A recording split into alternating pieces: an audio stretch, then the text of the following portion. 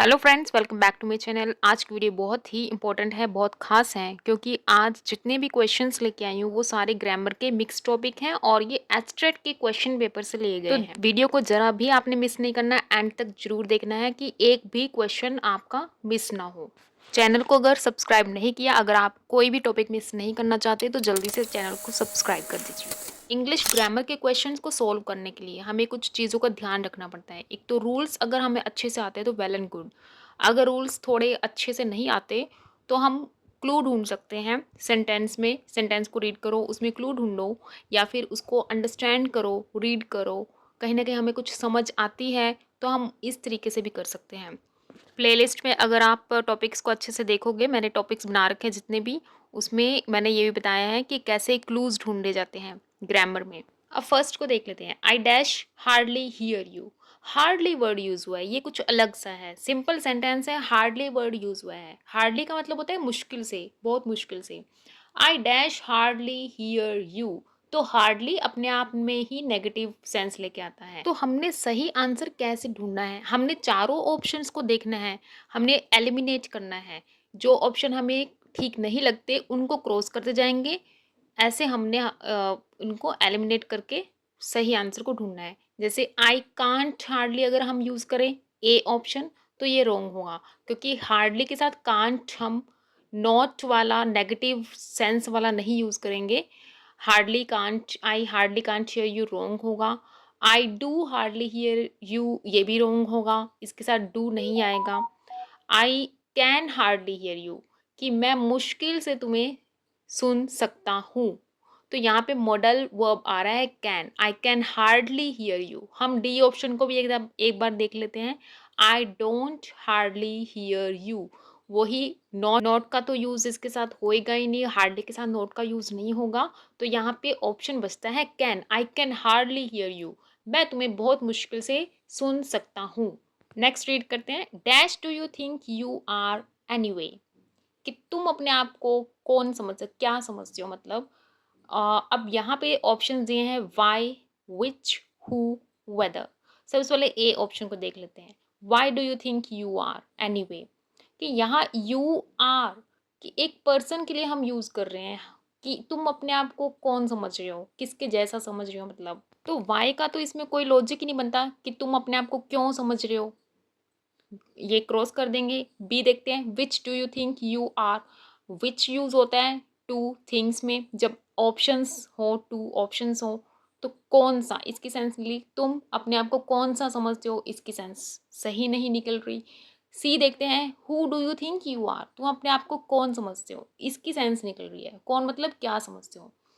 D देख लेते हैं। Whether do you think you are, whether भी, इसको भी सेंस नहीं निकलेगी। वेदर यूज होता है एज अ कंजंक्शन, लेकिन ये तो सिंपल सेंटेंस है, इसमें कंजंक्शन का कोई काम ही नहीं है, तो बचता है हु।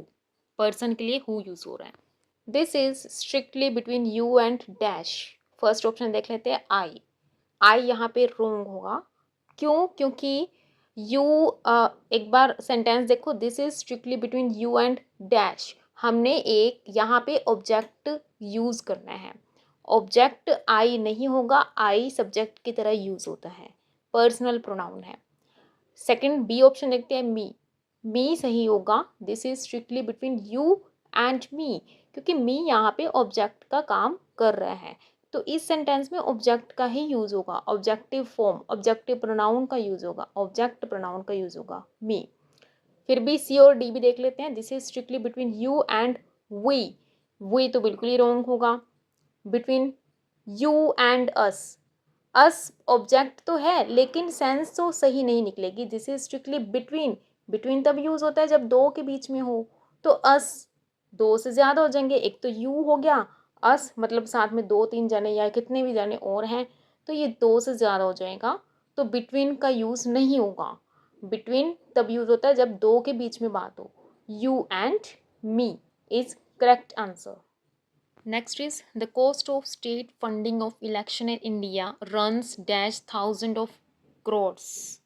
यहाँ पे मैंने करोड़ की स्पेलिंग रॉन्ग लिख दी है, तो पहले हम इस सेंटेंस के मीनिंग को समझ लेते हैं कि भारत के जो इलेक्शन के फंड जो हैं उसको टोटल जो कॉस्ट होता है वो कहाँ तक पहुँच जाता है, वो थाउजेंड्स करोड़ तक पहुँच जाता है।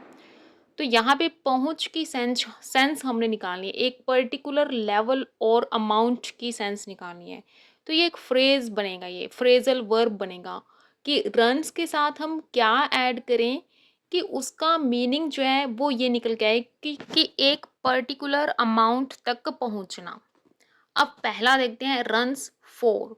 रन्स फॉर एक फ्रेजल वर्ब है, इसका मतलब है किसी को अवॉइड करते हुए तेज भागना। तो यहाँ पे इसकी सेंस नहीं निकल रही इस सेंटेंस के अकॉर्डिंग। दूसरा जो ऑप्शन है वो रन्स इनटू। रन्स इनटू इसमें सही फिट होगा क्योंकि रन्स इनटू का मतलब है to reach a particular level और अमाउंट, मतलब कि जितने भी फंड कॉस्ट है वो थाउजेंड्स करोड़ तक पहुंच जाती है। तो यही सेंस सही निकलेगी। फिर भी दूसरे ऑप्शंस भी देख लेते हैं। रन्स अबाउट, सी ऑप्शन अगर हम यूज करें कि क्या वो सही होगा। रन अबाउट का मतलब है चारों ओर भागना, चारों ओर भागने का इससे कोई मतलब नहीं।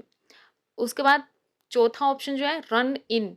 रन इन का मतलब है मुसीबत में आना या बहस होना किसी से। इसमें भी इस सेंटेंस के अकॉर्डिंग कोई सेंस नहीं निकल के आ रही। तो B option is right. What is the sentence structure of the following sentence? Sentence का स्ट्रक्चर बताना है। Anil very carefully search the room. तो फर्स्ट ए देखते हैं। एस मतलब सब्जेक्ट, अनिल सब्जेक्ट है, ठीक है। उसके बाद कह रहे हैं कि वर्ब है, but very is not verb, it's adverb. A option cut गया। बी देखते हैं। अनिल सब्जेक्ट, वेरी ऑब्जेक्ट नहीं, इसको भी क्रॉस कर देते हैं। सी ऑप्शन देखते हैं। अनिल सब्जेक्ट, वर्ब, वेरी को वर्ब बोल रहे हैं, again wrong.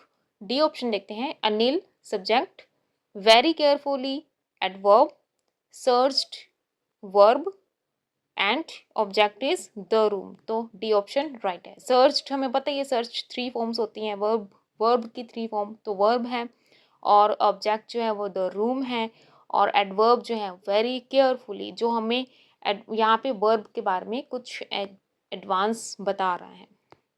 Give the opposite of जैनत।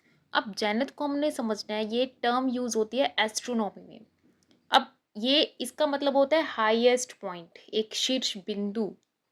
इसका हमने ऑपोजिट ढूंढना है। फर्स्ट देखते हैं हाईएस्ट, हाईएस्ट तो सेम ही हो जाएगा। सेकंड ऑप्शन देखते हैं नादिर, थर्ड देखते हैं बॉटम, फोर्थ देखते हैं लोअर। अब another, bottom and lower, bottom और लोअर दोनों एक ही बात होगी, दोनों का मतलब हो गया नीचे का। मतलब जेनिथ जहाँ हम ऊपर की बात कर रहे हैं, हाईएस्ट पॉइंट की बात कर रहे हैं, वहीं पर सी और डी ऑप्शन में भी बॉटम और लोअर भी है, लेकिन टर्म यूज हो रही है एस्ट्रोनॉमी में, तो उसके लिए स्पेशली नादर ही इसका ऑपोजिट रहेगा। उसमें हम इसका जेनिथ का हाईएस्ट, तो हम उसका सी ऑप्शन बॉटम या डी ऑप्शन लोअर नहीं ले सकते। इसका स्पेशल वर्ड जेनिथ का जो है ऑपोजिट है, वह है नादर। मतलब जेनिथ को अगर हम ओवरहेड बोलेंगे तो नादर को अंडरफुट बोलेंगे। Next, select the correct spelling of the flowing word. पहले तो हमने वर्ड को प्रोनाउंसिएशन अच्छे से होनी चाहिए, फिर हम थोड़ी हेल्प ले सकते हैं, वैसे स्पेलिंग तो लर्न करने पे ही आती है बात। हेमरेज, इसको हम बोलेंगे हेमरेज। इसका मीनिंग है जैसे ब्लड, रक्तस्राव होता है, ब्लीडिंग होती है, नक्सीर, मस्तिष्क से जो खून निकलता है। तो स्पेलिंग अगर देखते हैं, सी और डी ऑप्शन देख लेते हैं हम पहले। इसमें क्या है, HEA आ रहा है दोनों में, तो HEA प्रोनाउंसिएशन के अकॉर्डिंग तो यहाँ पे हीमरेज बन जाएगा, तो वो दोनों ही ऑप्शन रॉन्ग है। तो प्रोनाउंसिएशन बहुत ज़रूरी है ऐसे स्पेलिंग्स के लिए। मैंने एक सीरीज़ भी पूरी बना रखी है प्रोनाउंसिएशन की, फोनेटिक्स सीखने जो बहुत ज़रूरी है, इसके लिए आप वहाँ पे जाके इसको अच्छे से डिटेल में समझ सकते हो। बाकी उसके बाद हैमरिज है, ए साउंड आ रही है, तो कोशिश करते हैं एच के बाद जो ए यूज़ हो रहे हैं उस वाले वर्ड को हम देखते हैं। हम ए और बी ऑप्शन को ध्यान से देखेंगे। हैमरिज ऑप्शन ए रॉन्ग होगा, यहाँ पे डबल आर वाला ऑप्शन ठीक होगा, हैमरिज। तो हम एलिमिनेट कर सकते हैं ऐसे थोड़ी बहुत प्रोनाउंसिएशन के according. Select the sentence that is grammatically correct. Correct वाले को ढूंढना है, बाकी सारे रॉन्ग है, एक ठीक है इसमें से। तो one of our cats have disappeared. तो यहाँ पे एरर जो है वो है सब्जेक्ट वर्ब अग्रीमेंट वाला टॉपिक है, अगर वो किया है तो आप बहुत आसानी से कर सकते हो। One of our cats have disappeared, जब भी ऐसा स्ट्रक्चर आता है वन ऑफ आवर, उसके बाद कैट्स प्लूरल है, यहाँ तक तो ठीक है। हैव जो है वन के अकॉर्डिंग यूज होगा, वन ऑफ तो हैज आना चाहिए था यहाँ पे, फर्स्ट ऑप्शन रॉन्ग है। सेकंड देख लेते हैं, one of our cat has disappeared, one of our cat, यहाँ पे कैट पे मिस्टेक कर दी, कैट्स आना चाहिए था कि एक कैट, यहाँ पे ये भी रॉन्ग है। थर्ड देखते हैं, one of our cats, one of our cats, cats plural होगा, ठीक है, बाकी यहाँ तक बिल्कुल ठीक है। हैज़ भी सही यूज़ हुआ है वन के अकॉर्डिंग, तो ये वाला बिल्कुल ठीक है। One of our cats has been तो बिल्कुल ही रोंग है, हैज़ बीन कहाँ से आ गया, तो सी ऑप्शन यहाँ पे बिल्कुल सही है। Hardly has he left the house than the message came, conjunction से रिलेटेड एरर है इसमें, इसमें से भी कोई एक सही हमने चूज़ करना है, कि मतलब ये है कि अभी वो घर से निकला ही था कि उसी टाइम मैसेज आ गया। तो स्ट्रक्चर देख लेते हैं, हार्डली हैज़, हार्डली के साथ हैज़ तो आएगा ही नहीं यहाँ पे, क्योंकि आगे देखो than the message came second form use हुई है, तो सेकेंड फॉर्म एक तरफ यूज़ हो रही है, तो दूसरी तरफ हार्डली के साथ हैज़, ये तो बिल्कुल रॉन्ग है।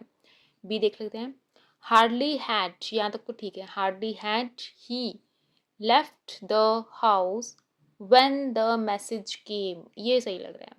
सी को भी देख लेते हैं, hardly had he left the house, and the, and तो इसके साथ लगेगा ही नहीं, कंजंक्शन एड का यूज़ नहीं होगा।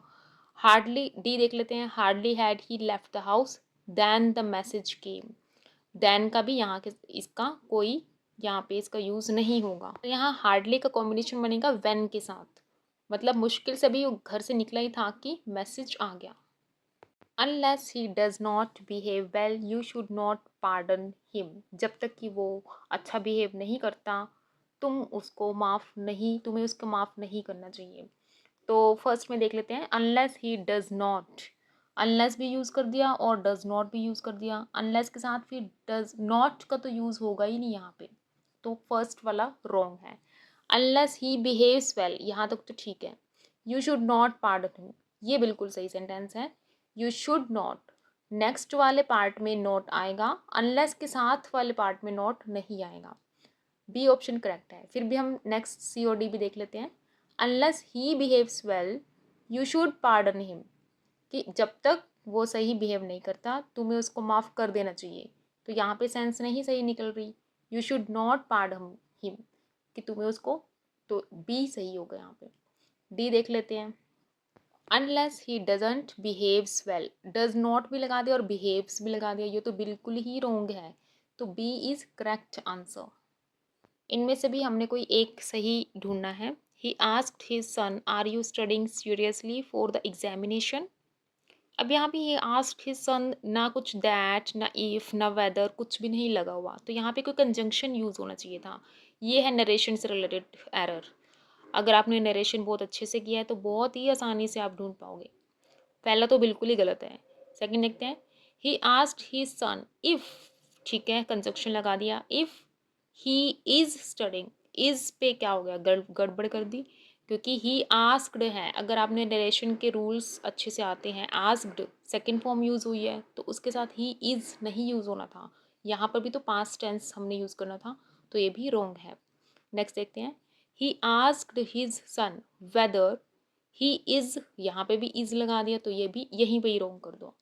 D, he asked his son whether he was studying seriously for the examination, यहाँ पे बिल्कुल ठीक है। आस्क्ड जो है पास्ट टेंस, उसके अकॉर्डिंग ही वॉज में भी पास्ट टेंस, तो D is correct. There was hardly anyone at the party isn't it, ये है टैग क्वेश्चन से रिलेटेड एरर, तो इसमें से भी कोई एक सही हमने चूज़ करना है। टैग क्वेश्चन से पहले का सेंटेंस अगर नेगेटिव में है तो टैग क्वेश्चन पॉजिटिव में होगा, अगर टैग क्वेश्चन से पहले का सेंटेंस पॉजिटिव में है तो टैग क्वेश्चन नेगेटिव में होगा। अब यहाँ पे हार्डली है, नोट तो नहीं लगा लेकिन सेंस नेगेटिविटी की निकल रही है यहाँ पर, तो हमारा जो आंसर होगा वो पॉजिटिव में होगा, तो नेगेटिव वाले तो सारे क्रॉस कर दो, जैसे कि ए भी क्रॉस कर देंगे, बी भी क्रॉस कर देंगे, बाकी सी और डी बचे हैं, इनमें से इन दोनों को देख लेते हैं। There was hardly anyone at the party, was there, C correct है, वॉज देयर यूज हुआ है यहाँ पे। डी भी देख लेते हैं, there was hardly no one at the party. जब हमने हार्डली यूज़ कर दिया तो हार्डली के साथ नो वन का यूज़ नहीं होगा, हार्डली के साथ एनी वन का यूज़ होगा। Hardly anyone at the party was, मतलब मुश्किल से ही कोई पार्टी में था, क्या था वहाँ पे, ऐसे टैग क्वेश्चन बनते हैं। Are you going to invite Ram and myself to your house. एक बार हम रीड कर लेते हैं, 2-3 जब हम रीड करेंगे हमें पता चल जाएगा कि मिस्टेक किससे रिलेटेड है।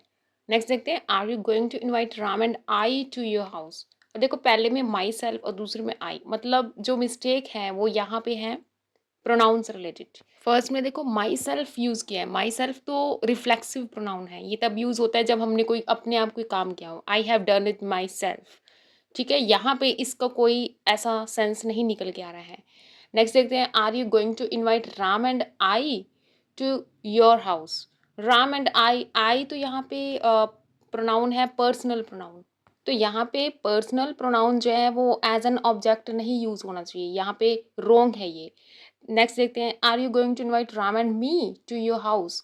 इन्वाइट राम एंड मी, यहाँ पे ये सही लग रहा है, क्योंकि अगर हम सिंपली भी बोलें कि she invited me to the party, तो यहाँ पे मी आएगा, ऑब्जेक्टिव फॉर्म में आएगा, ये ऑब्जेक्ट की फॉर्म में। Are you going to invite Ram and me, C is correct answer. Next भी देख लेते हैं, are you going to invite both Ram and I. ये तो बिल्कुल ही रॉन्ग है, बोथ राम एंड आई ये तो बिल्कुल रॉन्ग है, तो करेक्ट है सी आंसर। मीजल्स डैश और हार्मलेस डिसीज़। अब यहाँ पे मीजल्स एस देख के बच्चे कंफ्यूज होते हैं कि ये प्लूरल है, लेकिन एक डिसीज़ है और इसको हम एज अ सिंगुलर ही लेंगे चाहे एस लगा हुआ है। तो मीजल्स इज़ अ, वैसे भी आर्टिकल अ या साथ में यूज़ हो रहा है, मतलब सिंगुलर ही लेंगे इसको। Measles is a harmless disease.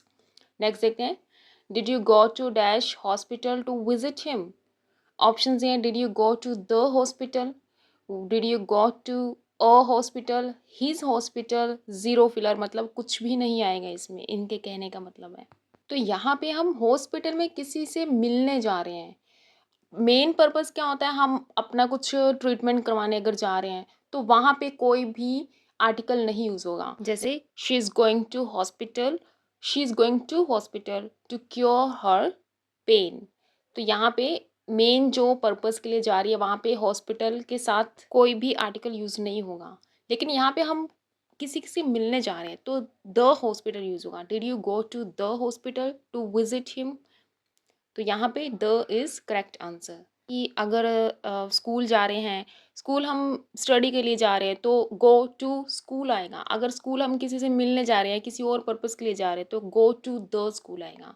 Similarly अगर मंदिर जा रहे हैं, टेम्पल जा रहे हैं या चर्च जा रहे हैं, मेन पर्पस के लिए जा रहे हैं तो द का यूज़ नहीं होगा। अगर किसी और पर्पस के लिए जा रहे हैं तो द का यूज़ होगा। तो अगर आपको ये बहुत अच्छे से समझ आए तो मेरे चैनल को सब्सक्राइब कर दीजिए। Thanks for watching.